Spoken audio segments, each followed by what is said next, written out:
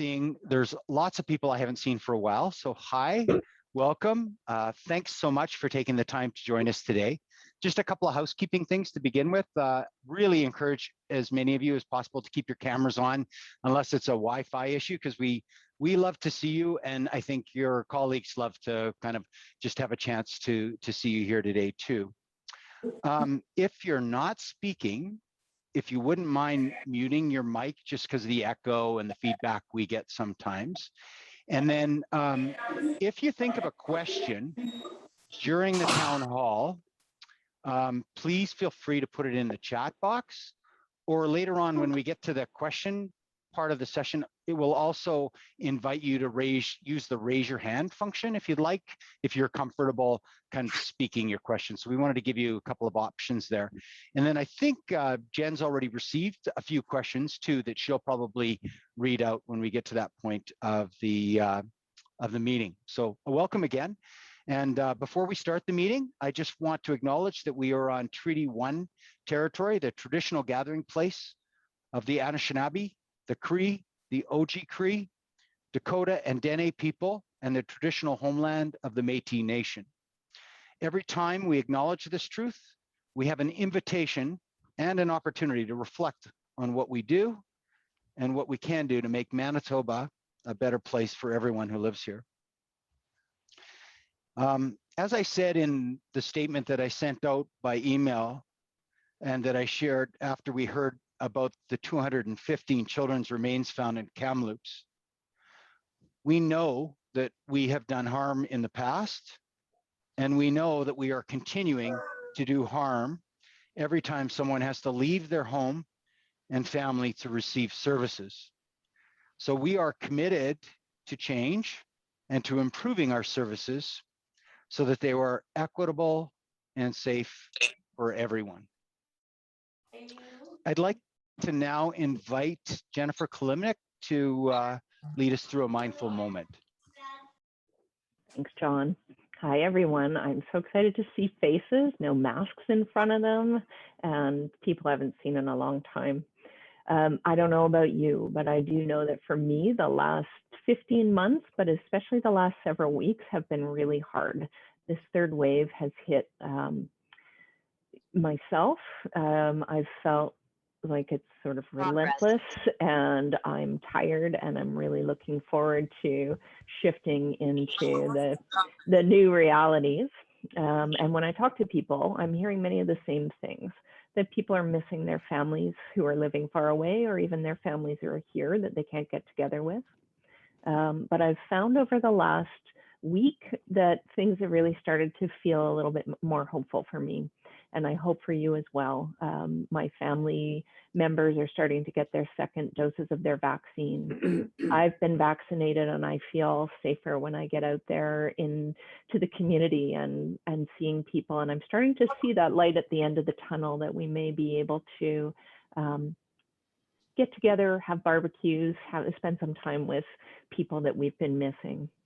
And one of the things that I've been doing during the difficulties of the pandemic is making sure that I take time to focus on self-care, on taking care of myself. And I'm going to invite you to take just a couple of minutes with me now to do a self-compassion practice, because things have been hard. So just settle in whatever way is comfortable for you. If you're sitting down, sit back in your chair. If you're standing up, you can just lean against the wall, whatever feels comfortable or makes sense for you right now. And start with just a few deep breaths, and you might even sigh it out. Just let out whatever you've been holding on to today. If it's comfortable for you, you can lower your gaze or close your eyes completely. And I'd like to invite you to begin by placing one or both of your hands over your heart.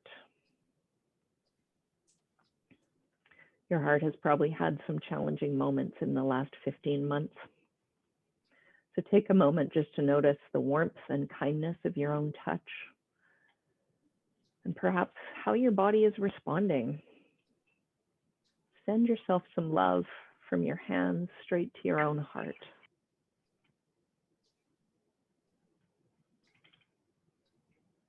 As they're resting there, you might begin to notice the rise and fall of your chest.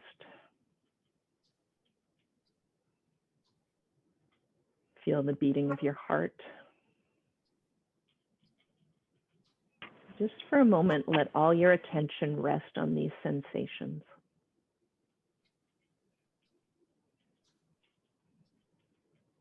Just breathe normally.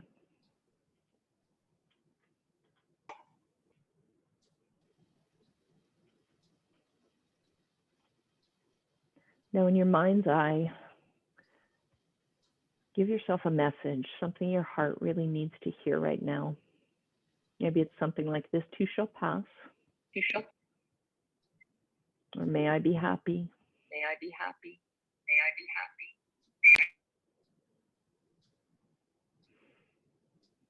happy. Or even, I love you.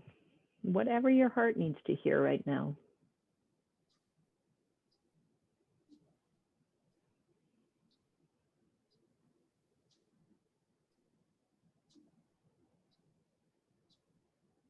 When you're ready, you can drop your hands, open your eyes, come back to the meeting, and know that this kind of practice is available to you when moments are difficult, but also in moments when you feel rested and feeling gratitude. So thanks for joining me in this practice. Thanks so much, Jennifer. Really appreciate that. So who knew that this pandemic was going to last 15 months when it all started? It's kind of remarkable when you reflect back on both our work and our personal lives, how much change we've had to deal with. How many of us have shifted online and are familiar with Zoom and Teams and the many other platforms that we're doing both our work and even for some of us, our personal lives on. What I really wanted to say to all of you today is, when I look back over that 15 months, it's just amazing to me that everybody continued to show up in what has been a really, really challenging time.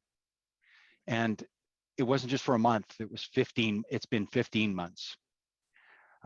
You have made it a priority to keep the people that we are here to support safe. You've worn your PPE. You've kept people connected to their family and their friends, which has been a challenge for sure for some individuals who have been really kind of more isolated than others within our organization. And at the same time, you've managed the work stress and then all of the change in your family and personal lives. So I've seen amazing people do amazing things over the last 15 months. And I just need to say thank you to all of you for that. I am feeling very grateful and somewhat connecting to what Jennifer said, in the last week, started to feel a little bit more optimistic. I too am feeling that way. And some of that's coming from the fact that we are seeing the numbers go down. There is an actual plan. For those of you who saw that today, announced at 11 o'clock for reopening. So there is hope. And I think one of the things that I wanted to communicate to all of you today is to invite you into that hope and to start to feel some of that. And we're going to talk a little bit about that as I go forward. I want to give you a little bit of an update on our strategic plan and some of the core projects we have moving forward. Just later on this week, we're going to be providing a list of all of the projects that we are working on the intranet.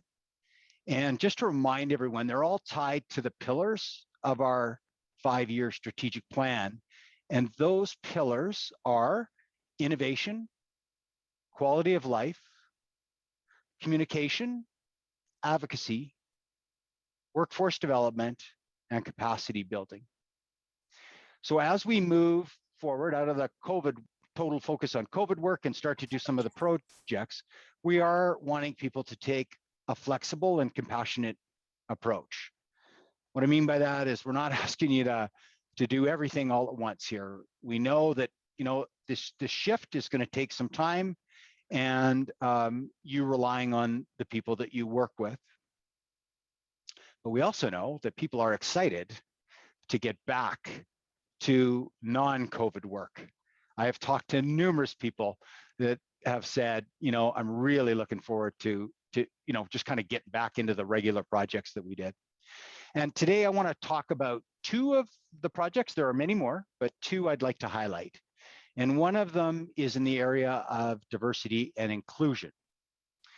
We as an organization, I think we all would be very proud of the work that we've done on behalf of people with disabilities to make sure that they feel inclusive members of their community, to make sure that they are making the choices in their lives, that we are trying to help them become meaningful members of community, to connect with community members, etc.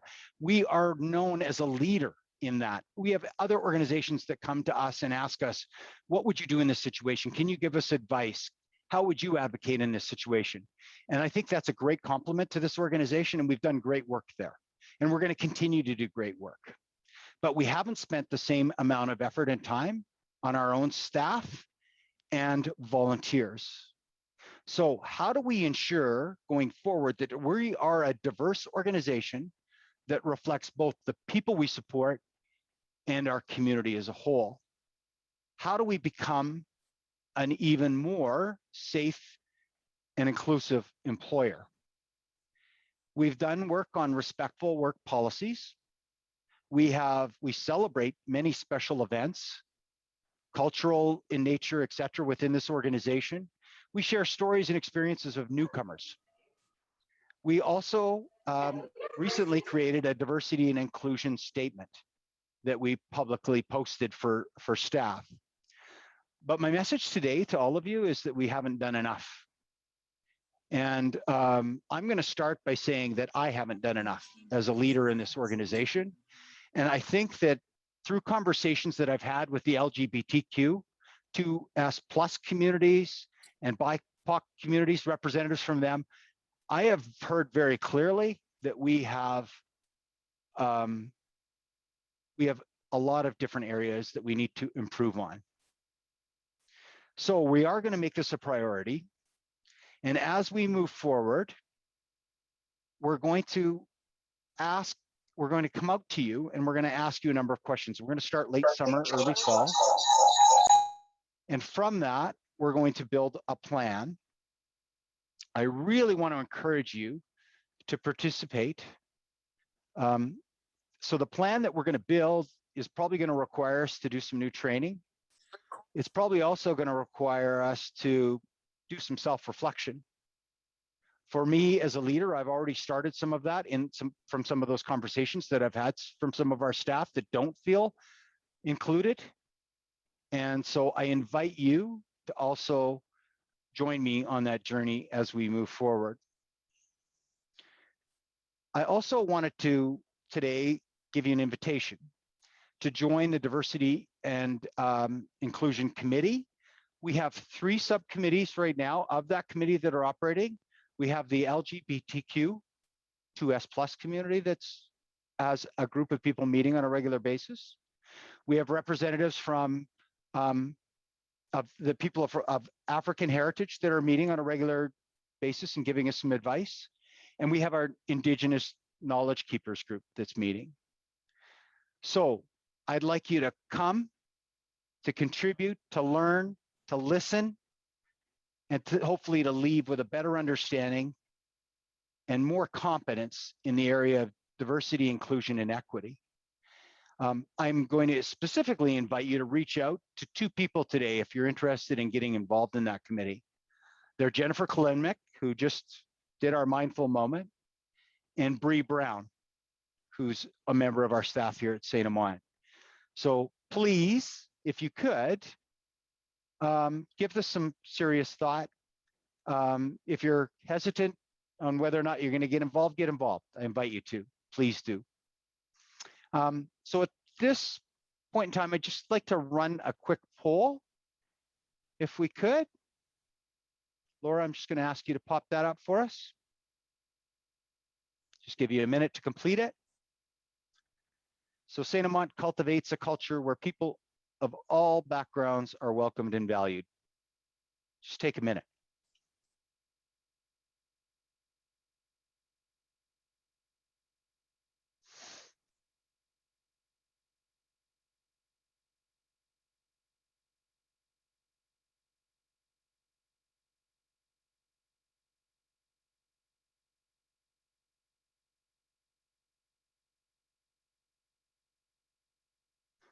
We'll just pop up the results here as soon as they've been quickly tabulated.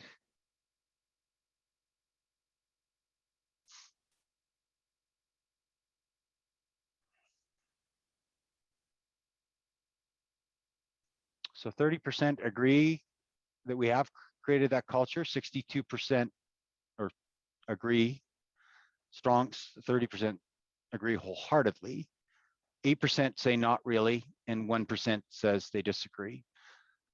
I know, as I said, from talking to people that we do have work to do. So stay tuned, and we'll be out to you later in the summer, early fall with some questions so we can start to build that plan. I now want to move on to the second project that I want to talk about today, and that's the Meaningful Connections Project.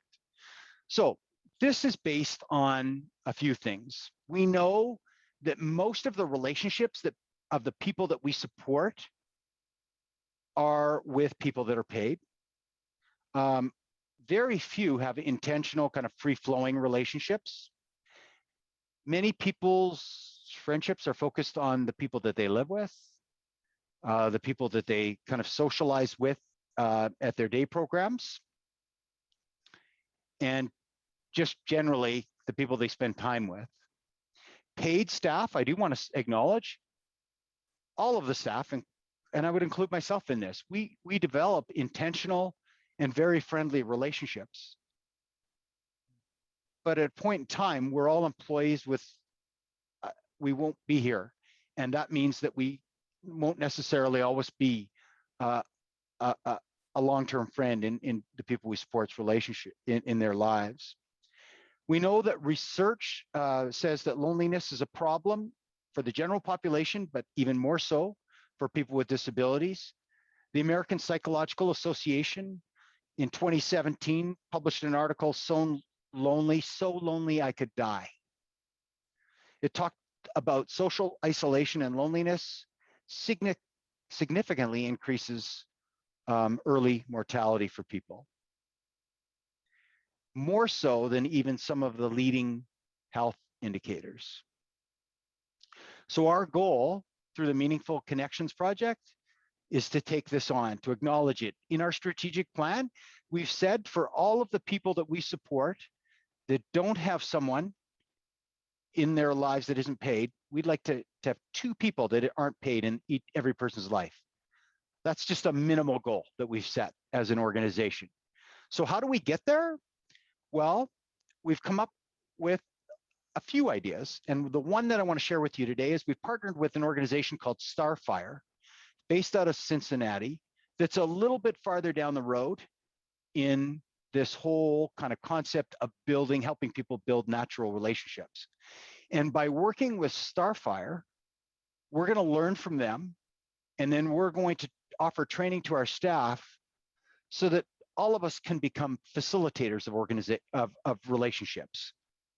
We're not going to be the people that our relationship's still going to be there with the people we support, but we're going to become experts in how to facilitate natural relationships for those people. We have a short video that we'd like to show you now on the Meaningful Connection. So can I just ask for that to be played, and then we'll just come back and talk about it a little further.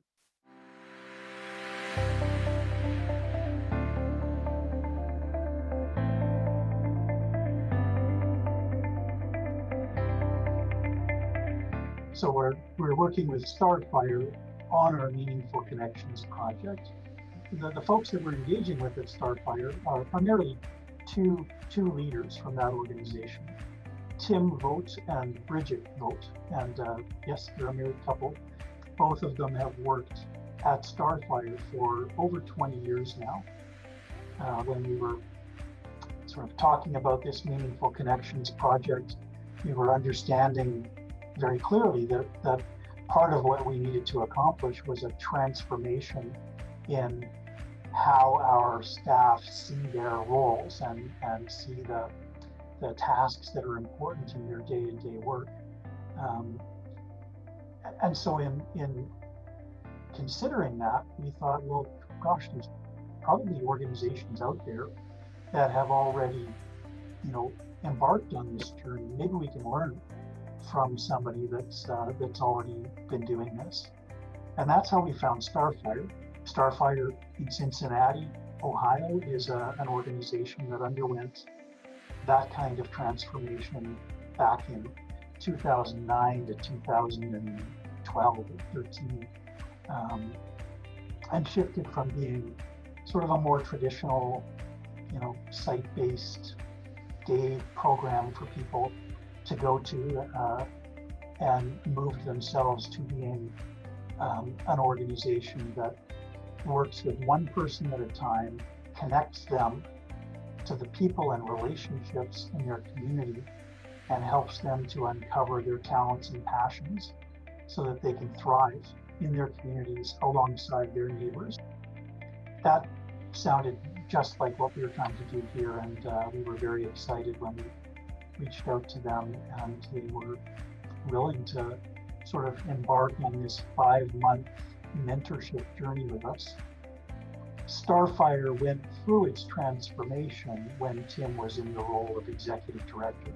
So with the support of his board, he led that organization on their transformational journey. Since that time, and since the success that they experienced in doing that, he has focused a little more on kind of outreach and development of other organizations. Tim's passionate about organizational change and how to properly support that. And Bridget is, I think she's a special educator by training, but she's passionate about teaching and teaching communities in particular how to build capacity within themselves. What if we could have people have what we call, it's like, you have different aspects of your selfhood, right? To the people around you. To your mom, you're somebody else. To your friend, you're somebody else. To your kids, you're somebody else. To your neighbors, you're somebody else. So a lot of us, our identities aren't single faceted, right?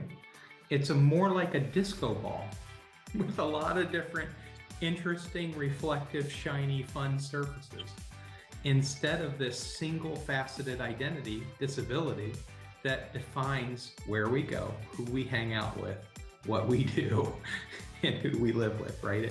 So it's just an expansion of identity. The connections are bigger, right? So we already talked about that. All those great, more connections, more. They don't all have to be like best friends, but more connections. And I get to contribute to the culture. This work taught us that disability is not the problem. The problem is the culture that makes living with a disability or having a child with a disability so difficult. That culture has to be healed.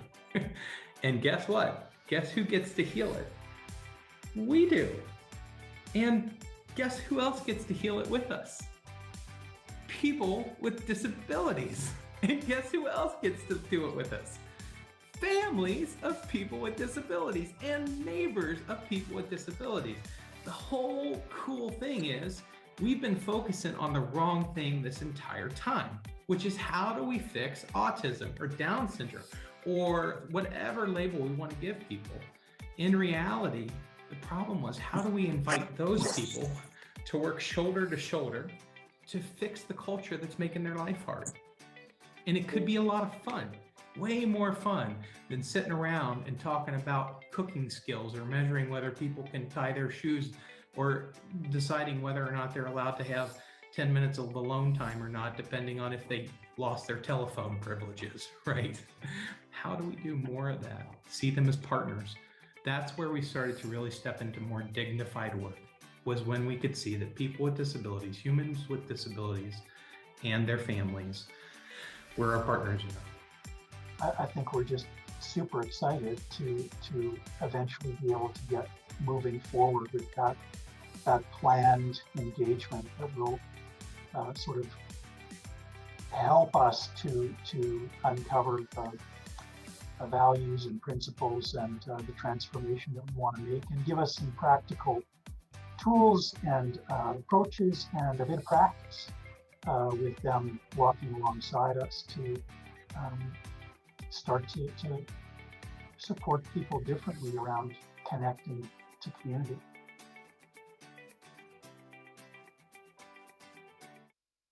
So I want to thank Peter and Dana Hope for leading this project.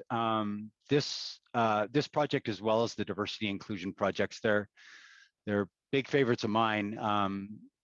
I have had a chance over the years here to talk to many people in our organization who want this project, this meaningful connections project, to be a priority, and it's also a lot of fun, and it's just awesome in so many ways as we come out of COVID and we're all going to be able to be together again. What a wonderful project to kind of move forward on with. I think it is somewhat symbolic of, you know, who we want to be as we move forward. So thanks to everyone who is involved already. We had to delay it a little bit because of the pandemic and some of the work that we had to focus on, but we're going to get started again in early fall, and really look forward to it.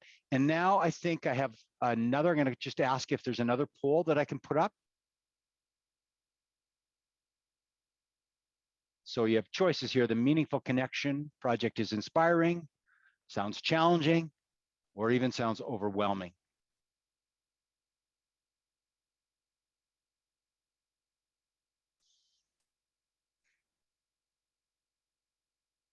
I had a chance to participate in a couple of meetings just while we're waiting for the poll with Tim, the gentleman you saw from Cincinnati, and you can feel his energy through the video. I think it's going to be wonderful. He and his wife are involved in the project, and we'll be working really closely with them. Okay, so good to see. Some people, most of our folks who took the poll said it's inspiring. Some see it as challenging, and some see it as, a very few numbers see it as overwhelming. Okay, I'm going to move on. I'm going to shift gears, and we're going to talk a little bit about vaccines. The topic is absolutely everywhere these days, and I think for very good reason. So I've asked Sarah Mankalo to join us for a little bit of a discussion here today. And for those of you who don't know, Sarah Mankalo is the Director of Health and Transition Services. Sarah joined us a couple of years ago. She has a long history working in nursing and leadership positions at Children's Hospital. We've really depended on Sarah for her expertise on infection prevention and control during the pandemic. So I've invited her here to give her perspective on how we can keep everyone safe. So thanks for being here, Sarah. Yeah, thanks, John. So similarly to your opening comments, I really want to start by giving a big shout out to my team at H&TS and really to all the frontline workers here at St.Amant. We've spent a lot of time putting processes and policies on paper over the last 15 months, but it's the everyday action by the frontline teams that is making the real difference and has made the real difference in ensuring that people we support are safe. So, a truly heartfelt thank you to everyone who's doing that really hard work and, wearing your PPE every day and following all the protocols out there. Thanks, Sarah. I too want to echo exactly what Sarah said. People have been doing really tough work, and I did an interview yesterday on the radio where I talked about, I don't have to wear PPE for 8 hours a day, but I have for periods of time, and in those periods of time, I really do kind of understand the challenges that many of our staff are facing on a daily basis. So, Sarah, what are your thoughts about, as we kind of move forward through COVID-19 and we move back to a sense of normalcy? Yeah, good question. And I mean, that's been the million-dollar question this whole time, right? And I think even from the beginning, I think we always knew that a vaccine would be our way out of this pandemic. And even with today's announcement about reopening, we're starting to see that come to fruition. The messaging about reopening, the introduction of vaccine cards in Manitoba. I also want to take a moment and kind of take a little trip back in time. Diseases such as polio, measles, tetanus, those types of diseases resulted in millions of deaths and adverse health outcomes for people. And actually, they still do in countries that don't have the benefit of easy access to vaccines. The reason we don't hear really about those illnesses here in Manitoba now, it's directly linked to mass vaccination and herd immunity. And so if you think about what's going on right now with COVID-19, we are seeing strong scientific evidence that the COVID-19 vaccine is having a significant impact on both the number and the severity of COVID-19 cases. And so when you take all of that into consideration, I truly believe we won't see what we would think of as a return to normal until vaccine rates are high enough to achieve herd immunity. I think initially in Manitoba, that was thought to be around 70% of people aged 12 and over, which kind of equates in Manitoba to about 1.6 million doses. Although lately we've been hearing that vaccine rates likely need to be even higher, probably more like 90%. Thanks, Sarah. I know you attended a presentation on vaccination in the workforce recently, and I was just wondering, you were able to share some of what you learned there, and I just thought it was so valuable. Can you share some of that with everyone? Yeah, absolutely. So just for awareness, it was a presentation by Dr. Alan Kraut, and it was through the MFL Occupational Health Center. And it was really interesting, and helpful to understand what employers can do to support all of their staff to be vaccinated. Dr. Kraut talked a lot about vaccine hesitancy in general, not just with COVID, but in general. And he shared some research that identified three main groups of people who tend to be reluctant to get vaccinated. So I'll dig into those groups a little bit. And just for context, the labels of these groups were developed by researchers. This is not St.Amant developed language. So these groups are the unavailable, uneducated, and uninterested. And so if you frame it in a different way, unavailable really can be stated as how easy is it for me to get the vaccine? So for some people, navigating appointment booking, traveling, standing in line, going to an unfamiliar place, those are all reasons why they would choose not to get a vaccine. And so people that fall into this unavailable group will tend to get the vaccine if it's convenient and comfortable for them. Uneducated, it doesn't refer to a person's level of education, but rather to the amount and or accuracy of the information they have about a vaccine. So we know that there is an abundance of false information out there, especially around the COVID vaccine. And for people in this group, this incomplete or inaccurate information, it results in them feeling like, oh, this vaccine is not effective and it's not safe. So people in this group are more likely to get vaccinated if they are given the right information and given it by people they trust. And then in contrast to the above two groups, people who are uninterested are not generally convinced through education or how accessible a vaccine is. And this is a group that tends to be very hard to persuade. They may have very strong historical beliefs, a strong sense of personal rights and freedoms that maybe outweighs societal obligation, or even a history of mistreatment by government or other colonial systems. And these are all factors that will not even allow them to entertain the thought of receiving a vaccine. Thanks a lot. Unavailable, uneducated, and uninterested. Yeah. It kind of helped me, kind of understand where and how we can focus our time and energy as we move forward. So where do you think we should focus our energies as we move forward to try and keep both our staff and the people we support safe? Yeah, and I think, the best way to keep everyone safe is for as many employees or even every employee to be vaccinated. But we know that we'll have staff that fall into the categories listed above. So really, our energy should be focused on sharing accurate information about how and where to get vaccinated, offering supports to help people sign up, make an appointment, and attend those appointments. Exploring how we could possibly bring a vaccine clinic on site to make it really convenient. We also want to share information about the vaccine itself, and we want to share it in a way that builds trust and also recognizes some of the past harms people may have suffered, and some who continue to suffer these harms through some of our colonial structures and systemic racism. Thanks. You mentioned getting every employee vaccinated. I was wondering if the presentation that you're referencing today kind of talked about mandatory vaccination and kind of what that might look like.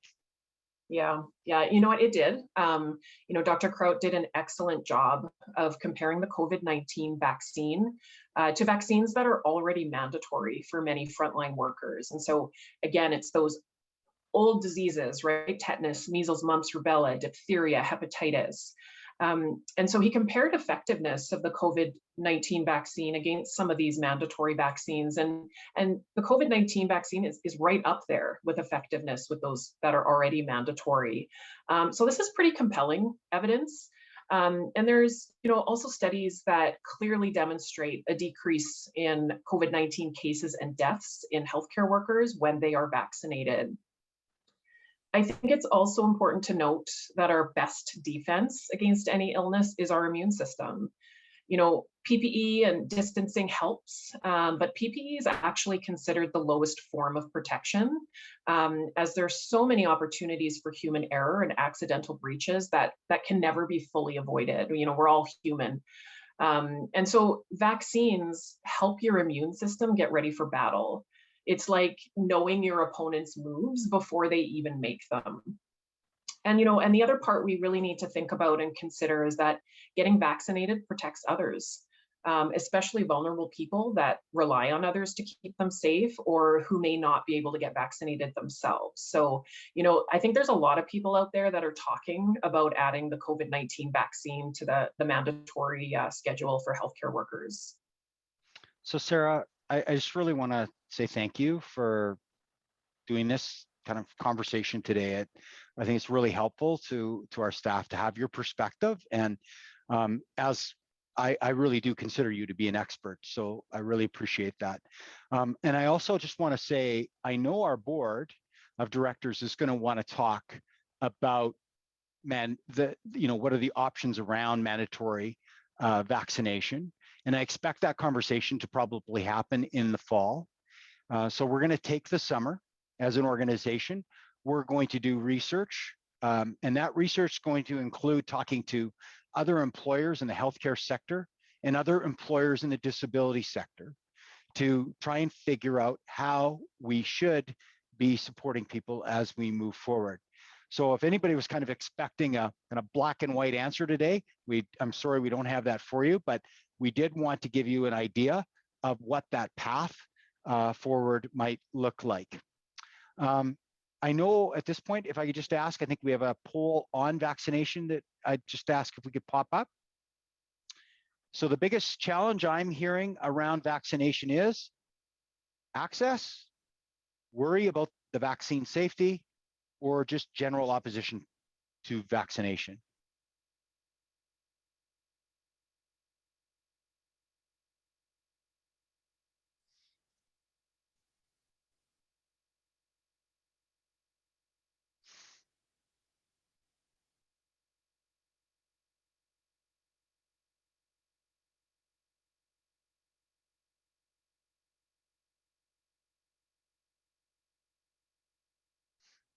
So when we're done this poll, we're going to continue on for just a moment on the theme of vaccination. So access, so quite a few people saying people are worrying about the vaccine safety.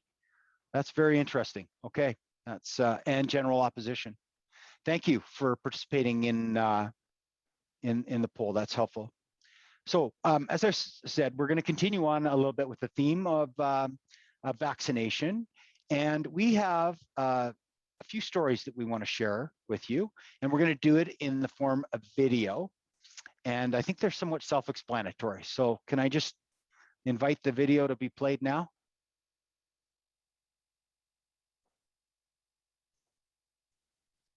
I found out that almost everybody from the African community has one kind of a fear or the other about COVID-19, about the vaccine. And this, I found out, originated from the fact that we've gone through so many sicknesses in Africa, and each one of them comes with one stigma, one fear, and not enough explanation. Growing up in Africa, we grew up with a lot of hearing vaccine all the time. I remember in school we were being chased around. If you don't take your vaccine, if you miss school on the day of vaccine, they expel you from coming to school anymore. So you just have to bring your arm and take the vaccine. So vaccine is not new to people from African community. So people naturally will stay away from vaccine until they are pretty sure of what they are doing. So for me, I was like, I'm not having it, I'll pass. So I believe every African community was in the same boat, and a lot of our experts in the community decided, we need to educate people more. Even before the government started, they were ahead of the game because we know how we feel about vaccine, about sicknesses, about pandemics. We had it better, or we had it way more than every other continent in the world. So the experts in the African community took it upon themselves before even the government of Canada, before all this funding coming out to help our communities push the vaccine. They came together and organized Q&A. And one of those Q&A was organized by my community member, who is a professor at the University of Manitoba. He's the head of department at the Department of Immunology. He's very much into the vaccine, and he spent his time answering questions. Many people ask their questions, no matter how mundane, stupid, intelligent the question might be. Some people were asking questions like, we heard it will make you not to have babies anymore. We heard that it might make men impotent. We heard that young people might turn out to become something else. We don't even know. And he was able to answer all these questions. The Ghana community used their doctors as well. Every community in Africa was encouraged to attend this Q&A. And this happened for a long time, I think around February and March. We had all this Q&A just to sensitize people, because they know that it's a long hurdle for us to accept the vaccine. So after that, I said, okay, I will just try. I think, I encourage everybody to get the vaccine. Firstly, when I got the vaccine, when eventually we had the infection in our home, I was glad I did, because a lot of staff wouldn't want to come close, a lot of staff wouldn't want to, be involved with it. But I'm glad that we have a couple of staff that had their 2 vaccines already, and we just taken there. We were not, afraid. We're like, bring it on. We are, it looks like we are well ready for the battle. We had all our armor on. I remember anytime we are going into the rooms, we are like, we are COVID heroes. We're going to. We have everything. We have all our arms ready. So it really gave us that confidence and mind to really go head on. When it was all over, we were like, hey, next. We are ready to go again. So, but it was a wonderful time for people that had their vaccine, knowing that, having that assurance that you are protected. And no matter be the case, even if you have it, it's going to be a minor effect. But having that full confidence that you are protected was a big deal. Okay, my name is Nahom. As all of you know, that COVID virus has taken over 3.7 million people so far in the short period of time. In Canada, only almost 27 people have died, and uncounting. But there is an opportunity that has been given to us. That opportunity is to get vaccinated. This is the only way that we can prevent more deaths and more loss. Let me tell you something about myself. I never had a flu shot before, but I cannot afford to sit and wait risk my own life, my family life, the people that I support, and my colleagues' life, and in my community as well. So please go get vaccinated. Let me also tell you something else. In the other side of the world, like a place where I came from, they don't have the opportunity to get vaccinated yet. They are waiting for us to finish and then they can get the leftover here. Think about that. You're taking it here for granted, but in the other side, they are waiting for us to get some and then leftover. So please don't take it for granted. The opportunity that we have been given us is very unique. Don't wait tomorrow. If your opportunity is coming, just take it today. Why wait tomorrow? Let me ask you a simple question. Do you care about yourself?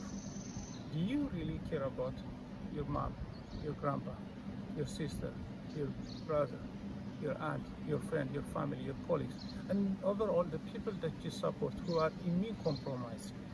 If your answer is yes to all the questions that I asked, go get vaccinated. That's the only way that we can prevent more of this. Thank you so much for listening.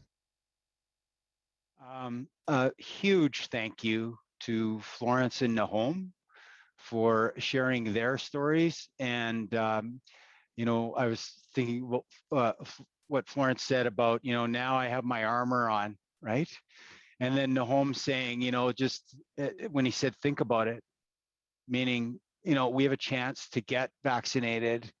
And he's talking about people that are going to be waiting months to even have that opportunity to do that. And I thought that was, those kind of points resonated with me. So still on the vaccine theme, next steps for us as an organization. So based on kind of the research that we heard Sarah talk about today, based on what we've learned in conversation with people like Florence and Nahom, we know there's still some work to do. So the two major areas of focus are going to be sharing information. So that will mean that over the next number of weeks, we're going to try and share information as many languages as possible. We're going to continue to look for leaders like Nahom and Florence who are willing to share their experience and stories so that they are seen. They are the trusted leaders and unofficial leaders, and people will listen to others sometimes, instead of people in positions of authority. We need to make sure that people are getting the message. We want managers and leaders to have the right information to be able to feel competent to answer your staff's questions when they do, or at least to allow you to put them in contact with somebody that can answer those questions. On our second goal is to make vaccine more accessible and to increase our capacity around rapid testing. So some of the ideas, and Sarah mentioned a couple of them today when she was talking about us hosting a clinic here at St.Amant. We're looking at that, maybe even a drive-through clinic, doing some pop-ups, maybe putting some people in, some of our nurses or allied health people who can give injections and who actually give injections at Health and Transition Services in vans and having them drive out to people so it is more accessible. It's all about removing as many barriers. And I know the province's focus has really been on super centers, and I think I see the value in that, right? You can do 7,000 to 9,000 vaccinations a day. I get it, but there are people that are not able to go there for whatever reason, and we need to figure out a way to reach out to them. And what I'm hearing is that we are going to be given that opportunity in the next number of weeks, and probably the months of July and August will really start to ramp up some of these, what I would call community-based strategies to get people vaccinated. So I find that really exciting. I also just want to put out an invitation to you that if you guys have any ideas on how, why aren't you guys doing this? Why aren't you thinking of this? Let us know. We're really open to being creative right now, because it's about keeping vulnerable people safe, our staff safe, their families, and everybody safe. So I think that's basically what I wanted to cover as far as strategic updates and then talking about vaccination is you picked it up already. It was a major focus of today's town hall. So I'm going to open it up for questions now. Again, you can put them in the chat. You can raise your hand and we'll call on you if we can. I think we're going to have a couple of people looking at the screens and if you're not being heard by raising your hand, please go to the chat, just say, hey, got my hand up. And then I know Jennifer has a few questions that came in ahead of time. So I'm just going to open up. Jen, do you want to start the questions? Yeah, for sure. So the first question that came in was, will St.Amant complete any repairs to the sidewalk leading to River Road? Yeah, so for those of you who are familiar with our sidewalk, there's one that leads down from kind of the main building. And that one we do regular repairs on. And then there's the one that goes kind of out to the street. And that one I think has been a little bit more uneven from my experience for a longer period of time. So the one closest to the building, we always keep that one up. The one farther away from the building may take a little bit more time for us to kind of get there and get that totally, accessible is probably the right word, because we've got so many people that need to go out that want to go out for a walk and head down right out into the neighborhood. So we will thank you for that question and we'll work on that. Second question, the programming and services at St.Amant continue to be reduced along with staff. We hear that there are more changes to come, but no one is being upfront about the plan. We would like to know what the plan is for services and staff numbers at St.Amant 5 years from now and 10 years from now. Okay, thanks, Jen. So I believe part of this question may come from the recent decision to close our day service. And I heard after that a number of rumors from other areas of the organization saying, are we next? Is there a plan that we're not, as Jen said, not, in the question, not being told about? What I can tell you is we do not have a plan to further reduce any of our specific services. The major changes that we wanted to make have been made already. But I will put this qualifier. When someone says, what's it going to look like in 5 years and what's it going to look like in 10 years?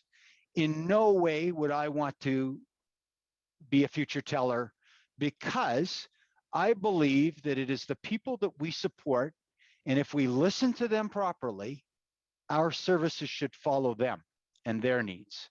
So there will be change, I guarantee it, because change comes from the people we support. We'll welcome new people into our organization as we move forward. People's needs will change. They will grow older. They may have a need for more mobility in, more accessible resources in their future. We will build new homes that are more accessible for those people. Those are the kinds of changes that we will have. If you want to know what drives this organization, it's about what we've been talking about here today.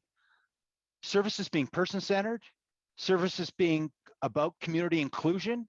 So we are, and we've not ever shied away from the fact that we don't want people growing up in institutions anymore. So our health and transition services is really about that transition type of service. We haven't been shy about sharing that.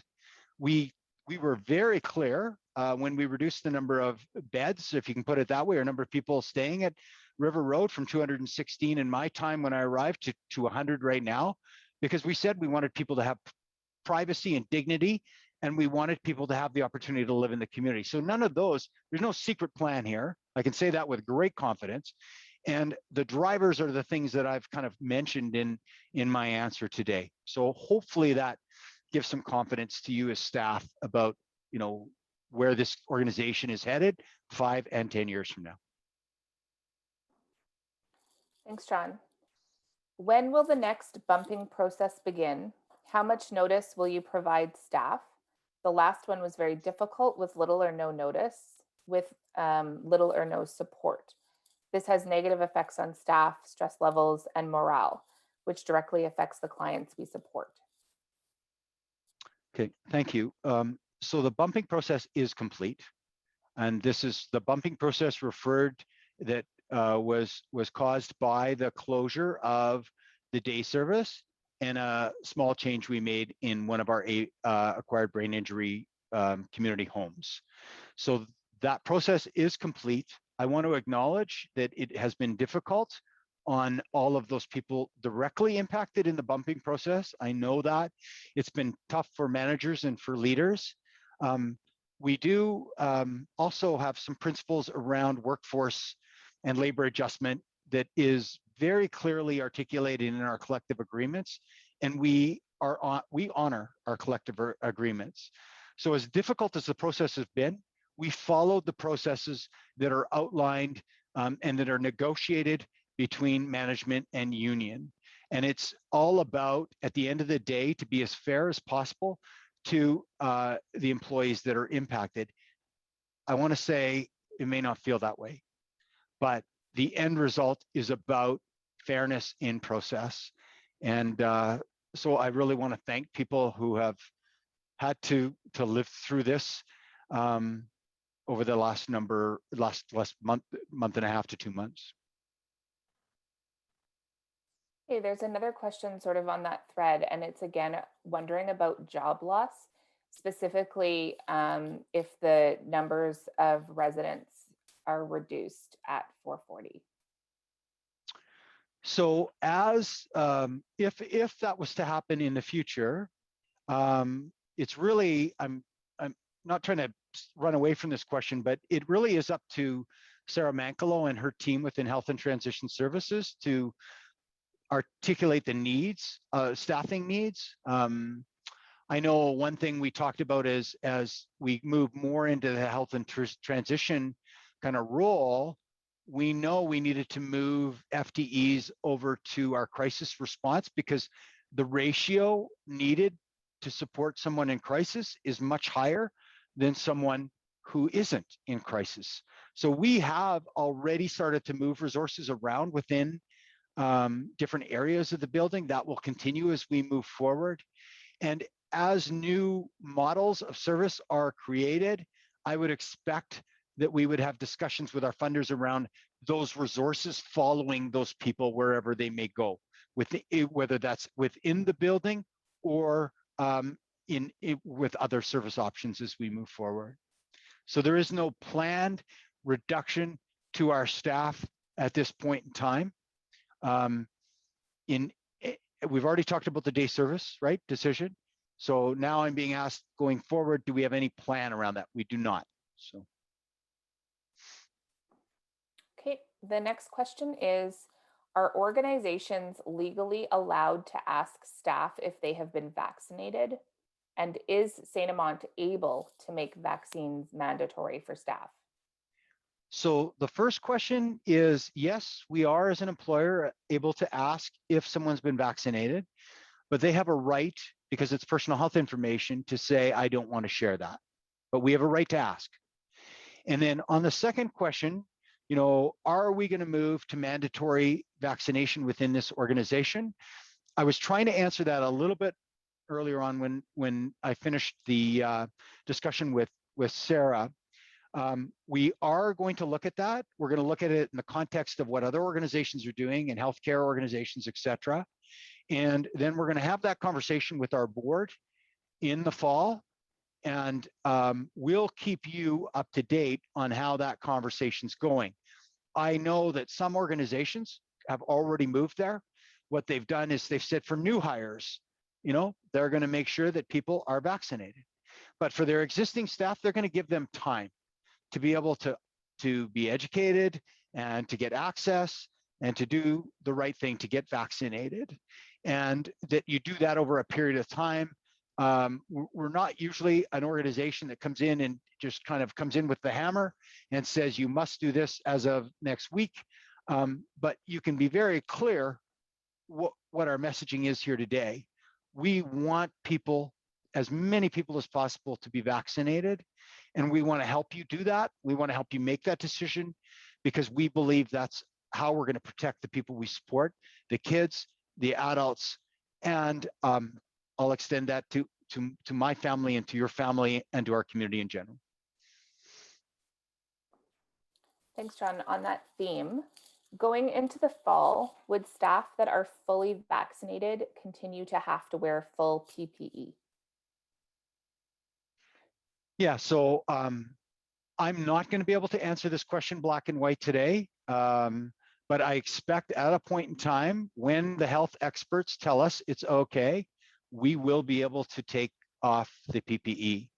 And I know in some of the conversations I've had with people from the provincial government, that is seen as a huge incentive, right? I mean, no kidding. Like you get to go to work and not have to wear a mask and eyewear and or gown, right, etc. So in my simple answer, we will get there. I just don't know the timing of that. It will, I think, really depend. You saw the 4-3-2 announcement today by government with markers on the long weekends for when we'll start to open up. The September long weekend, I believe, if I have this right, is like 80 or 85% first dose, 70% second dose. That's when they see wide opening of things and back to some sense of normalcy. And that's at that point in time that I think we'll be talking about where the, how we utilize PPE. I mean, we'll be talking about ahead of time, but I think that might be the time period that we are able to start to move in that direction. Okay, different topic. How do you see the planned closure of the Manitoba Developmental Centre impacting services at Health and Transition Services? Whether this be a requirement to admit people from MDC or the expectation for Health and Transition Services as the last developmental center in Manitoba? Yeah, so just a quick synopsis. Everybody, I hope you saw the announcement a few months ago where the government announced that the Manitoba Developmental Center would close in 3 years. So that clock is ticking now. By far the majority of the people that live at MDC now will be able to move to the community. There may be a few individuals that are palliative, and by that, I mean truly meet the criteria of palliative, that they may not live longer than 6 months to a year. And for those individuals, it may make sense if they're, in that last few months of closure, if they're looking at another option, it may make sense for us to be able to help out from that perspective. It may not make sense to move that palliative person to a community home. So we have started to talk a little bit about that with government. There is no formalized agreement or anything at this point in time. It is just simply a discussion. And then I expect our community kind of resources to be able to offer supports to the people it makes the most sense to support. And those are people with complex medical needs and complex behavioral needs, because those are the individuals, for the most part, that we're seeing as being the expert in supporting. So I fully expect government to come to us and ask us to submit proposals to support some of the people moving out of MDC. There are many other community organizations that have already indicated that they are more than willing to support people to move to the community because they believe so strongly, as we do, in community inclusion and community living. Okay, can you please talk about why a maternity leave top-up is not available for non-unionized employees, and is there a plan to change this? Okay, this question, I am out of my league. I don't know the background. So what I'm going to say is, can you give me time to talk to HR, and then I can try and get back to you? We could put something in the e-news on the intranet to respond to this question once you have the answer. Okay. The next question is, why are staff in CRP homes not required to get a food handler's certificate when staff at 440 who are not preparing food on a regular basis are required to? Yeah, okay, I'm going to take a stab at this, and then I'm going to invite any other director who wants to come in after me to try it. But I think it may be a difference between a health funded system and a family services kind of community based system. There are different requirements. Peter's giving me the thumbs up. So I believe that is the reason that it's really the department we're connected with has responsibility for kind of setting the standards of care and what they look like. I think in the community, we try and make a home, and we try and make everything we do as natural as possible, but also at the same time, make sure that we prepare food safely, just hopefully like you and I are doing at home every day. Okay, I like the idea of having St.Amant being a site to get vaccinated. Will it be available to staff and their families? Even though fall is far away, would there be a chance that we will look at having a flu clinic for staff and their families at St.Amant like we used to? So first of all, for the vaccination clinic for COVID, if we get our way, we will have a clinic at St.Amant, and our hope is to invite staff and their families to be able to attend that clinic. That's our hope. We have to negotiate that with the powers to be to make sure that that happens. The great thing about our organization is we have people that are already trained to give injections. So they don't even need to send people over to do the work. We can do it. They can send the Moderna vaccine over to us and we'll get to work. So we are very focused on that. And then for the flu clinic, absolutely. We will be doing flu clinics in the future. If I expect the flu is going to be an issue from what I've heard this fall. So we will do everything we can to put the flu vaccine in the hands of the people we support and our staff. So just to clarify, that last part of that question was, will the flu clinic be open to families of staff members? Don't know the answer to that one. That would depend on us asking the Department of Health if they would be willing to give us enough doses to do that kind of clinic. And to be very frank, I haven't talked to our folks here at St.Amant on whether or not they think that's realistic to be able to do that, serve that many people from a flu clinic perspective. Okay, thanks. When will the canopy at the front entrance be fixed properly? It still leaks like crazy every time it rains, right where we're supposed to walk in. Can I take that away and ask our facilities people and respond in the same way as the other question that we'll post that answer? Yeah, that's fair.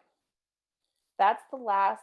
Oh, no, there's another question. Why are jobs being offered without proper qualifications, such as healthcare aid, HCA? I think that's healthcare aid.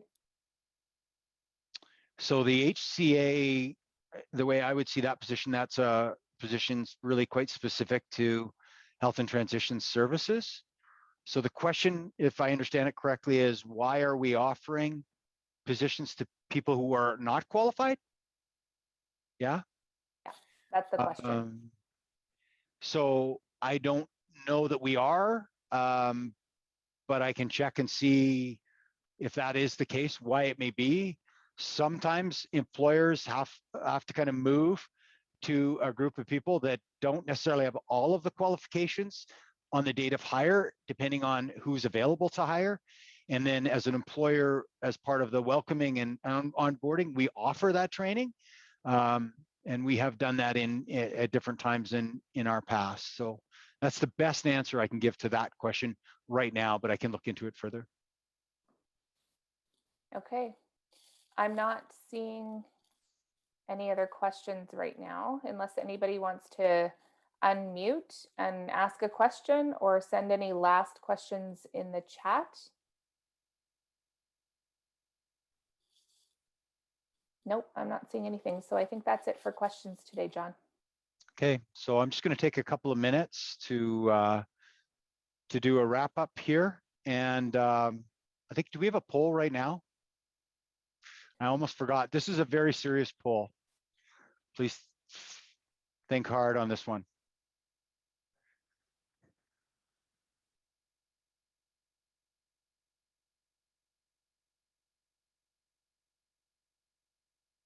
I take it the other domestic animal could be like a bird or a rabbit.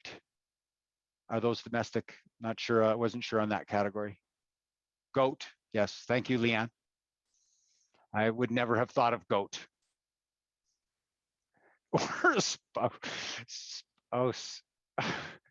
Well, okay. So dogs win. Cats come in second, other domestic animals. And then there's about 10% that really this question is probably not something they really wanted to answer in the first place. So I want to really appreciate you for taking the time to do that. All right, so before I leave, just a huge big thank you to all of you again. I know you have worked so very hard and you continue to do that after 15 months of challenge. So thanks for that.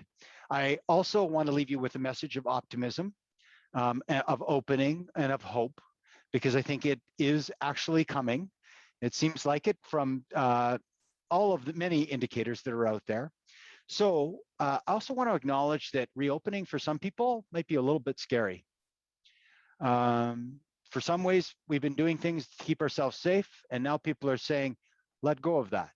Go out there, you know, start going to the park, start going to the grocery store, start doing some regular activities. I think we all want to proceed slowly. We all want to make sure that we're supporting each other as we go through that. After we, do the park thing and do the outside thing, which is actually some of it starting this as soon as this Saturday, correct? Right? Groups of 5 outside. We'll be able to go to the beach. We'll be able to do some fun summer things. Then we'll go back to restaurants, and we'll be able to go to malls, and people will start to be able to go back to their day programs. And then we'll be able to welcome back our volunteers we have missed dearly over the last year and a half. And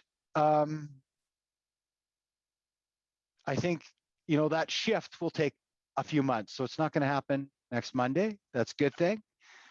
But I think having conversations with our teams about this, asking them how they're feeling about that, asking them what they need to be supported to open up. I mean, some of people might say, what are you talking about? What kind of support do you need to? Well, if you've been living with a lot of fear, you have to have a process to let go of that. And that's where we want to make sure that people are being listened to. For sure, the people we support, and also the staff who are very worried about protecting them too. That's where some of that may show up, is in those behaviors. So I think that's all I wanted to say. I want to wish you an awesome summer, and to please take good care. And thanks so much for coming to today's town hall. We'll talk to you all soon, and hopefully in person. Bye-bye.